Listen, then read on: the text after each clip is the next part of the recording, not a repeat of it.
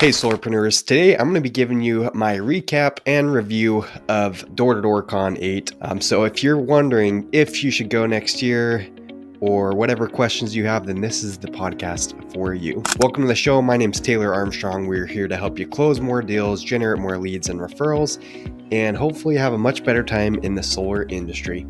I'm recovering from a little sickness here. Been grinding too hard, I guess. So apologize if I sound a little out of it. Hopefully I make it through this whole thing without having a coughing attack. That's what happens when you have kids. They get everyone sick. Been running through our whole household here. But we're going to bring this episode to you, and excited to give just some feedback that I got from D2D Con and just highlight a few of the speakers I saw. There was some great content there.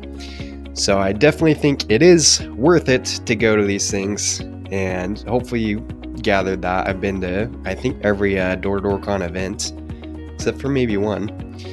So it must be pretty good if I keep going to them. Part of it is just the networking and doing podcasts that I like to get done there.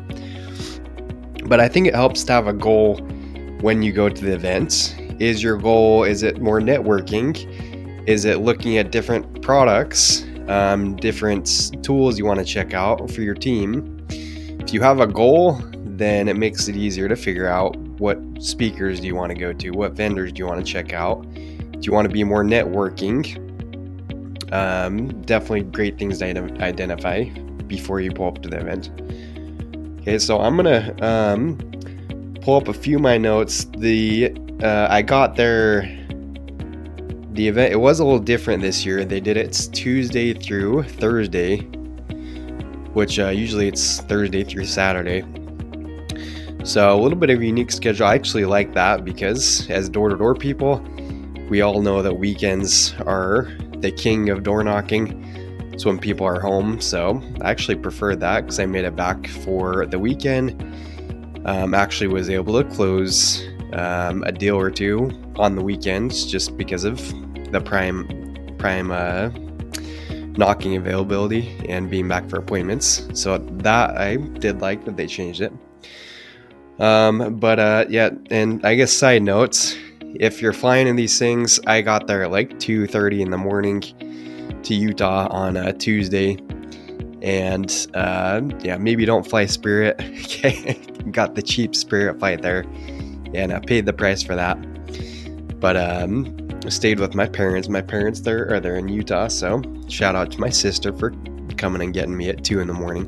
But yeah, Tuesday went to a few speakers, and I'm going to give you just highlights of the main two. I'm not going to make this an hour-long podcast going to every single highlight, but I will give two highlights of the two workshops that I went to on the first day. Okay, and the first one was Melissa Ramiza. Okay, she's one of my favorite people in door-to-door, one of the top female reps in door-to-door. I have a ton of respect for what she does with her team. The first day she did a workshop on just how to run a perfect blitz, I think was the name. And let me tell you, I thought I was running decent blitzes, but after I saw her workshop and after she went into the level of detail, level of attention that she puts into these blitzes, into the organization, I'm like, man, my blitzes suck compared to her. Okay, so I picked up a ton of tips. So just to give you a few highlights, she organizes these blitzes months and months beforehand. Okay, she figures out the number of recruits she wants. It's not just a free-for-all. She's figuring out how many recruits she wants at the blitz. She's figuring out, obviously, the housing before. She's running interviews with the recruits coming on. She's not just letting it be a free-for-all. She's making sure that there's not exceptions made for people showing up late to the blitz or leaving early. If you're doing a blitz with their team, you got to be there the whole time, no exceptions, and you got to be there on time. And then she went through a bunch of different steps, but the highlights were she delegates every step of the blitz, as far as like recruiting, interviews, car group assignments, announcements, housing, onboarding, agenda, slicks, food, gear, area management, training calendar. a whole bunch of other things. She delegates and she assigns a leader to that. So she's doing a few of the categories, but then she's assigning leaders to take over the delegation of each specific theme there. And then she's creating Google Docs to share with the leaders and reference all aspects of the Blitz. So that was really cool detail. Housing, she makes sure that if she's getting multiple Airbnbs, she's getting them close to each other. She told a story where she one time didn't pay attention to how far away the houses were, and one Airbnb to the next, it was 30 minutes. So they would run correlations out of their main Airbnb. The other reps had to drive there, and come to find out, they had to pay for a toll road. So ended up being, I think she said, a couple thousand between everybody that they spent just in the toll roads to get to the correlations every day in the other Blitz house. So yeah, definitely didn't think about that one, but that is a good point. We haven't really had to worry about that here in California, but hey, a lot of places they got toll roads, and something you want to think about. The other step was she does training calls up until 3 weeks prior to the Blitz. And then the calls, it's more or less the first one, overview of product offerings, market insights. The second call is script memorization, walkthrough of the CRM, calendar setup. And then the third call is finalizing housing assignments, car groups, rules, goals, and expectations. And again, she's creating Google Docs for almost every rep that comes on the Blitz. They have access to sort of a training guide, just a shared Google Doc that has all the details of the Blitz. It has exactly who they should contact for their needs, whether it's area, whether it's help with the script, whatever. They know exactly who they need to contact and who's going to be available for them. And then it has the script and everything they need to know for training. And then last couple things on that, just to keep it concise, is she makes sure everyone has proper gear. I think this is something we overlook, whether it's a Blitz or whether just everyday working in our home markets. Make sure you have the correct gear for your people. Okay, especially for, I hear this from women reps, is that sometimes they don't have like women polos, right? You want to make sure you have proper fitting gear. You want to make sure you have shirts for the ladies on your team, and just making sure you're taking care of everybody. And then another last couple things is she collects feedback from the participants after every Blitz, and she makes adjustments. So good. I've been on Blitzes where it is just total chaos, total disorganization, and no wonder. I mean, it is a girl running the Blitz, so you would expect a little bit higher level of organization. But hey, even for just the all guys Blitzes, I think we can all do better, right? We shouldn't have 20 people sleeping in all over the floor. That's another thing. I've been on a lot of Blitzes where I'm just sleeping all over the floors. Last one, I was sleeping in the closet. Okay, so yeah, have a level of organization if you are running Blitzes. And yeah, definitely hit up Melissa if you want to hear more about how she runs the Blitzes. But got a ton of good takeaways from that. Okay, and then the last, the one other panel I went to that day was the solar panel, pun intended, right? The solar cells panel. And they had the panel of, solar pros up there answering questions. And so one issue I had with this is they just let it be a free-for-all. People ask their questions. And I actually liked how SolarCon did it. If you went to SolarCon last year, they didn't let it just be a free-for-all for the questions. They had like exact valuable questions that they're going to ask, because the problem with letting it be a free-for-all is some people just, no offense, ask dumb questions, ask questions that aren't relevant to many people.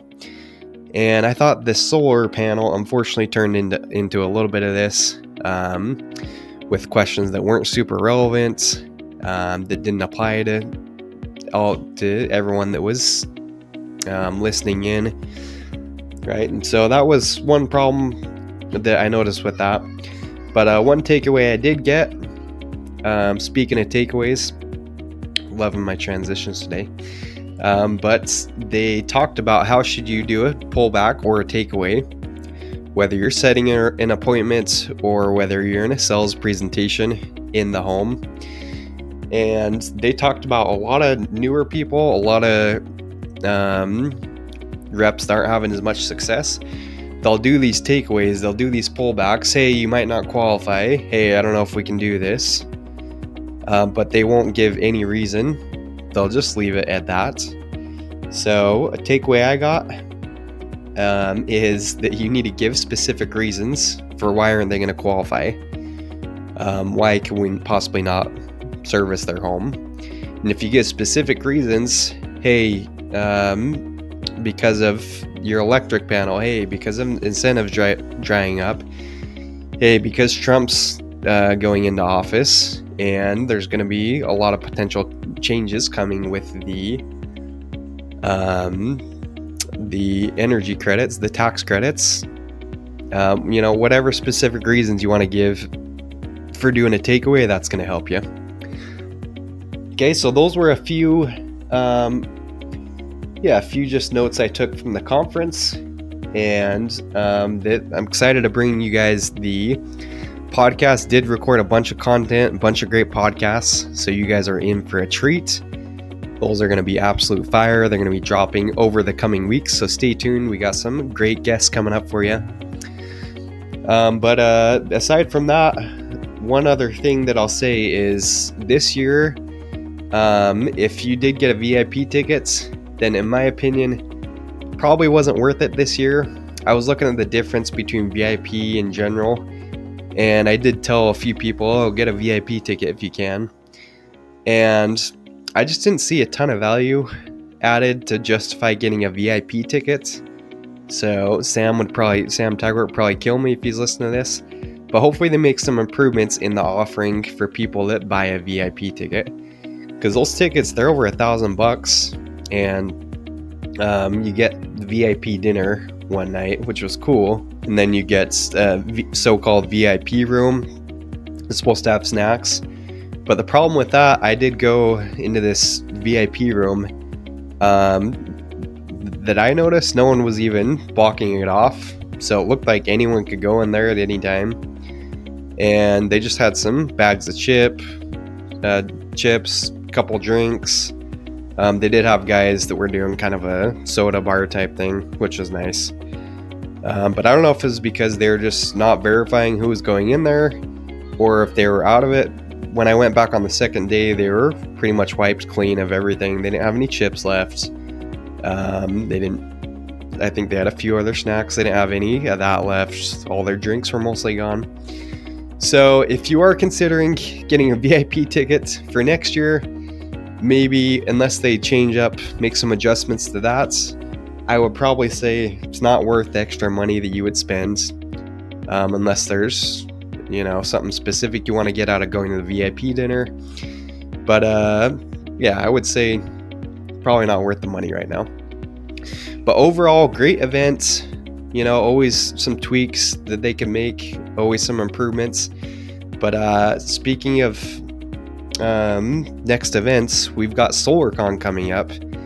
And at the time of this podcast, they just decreased the discount level a little bit. I think it was a 30% discount we can get you. I think it is down to 20 or 25%. And then that discount level is, I think it's available for another couple weeks before it goes down again. So if you have not gotten your tickets to Solarcon, go grab them. It's going to be a dope event. It's in Vegas this time around.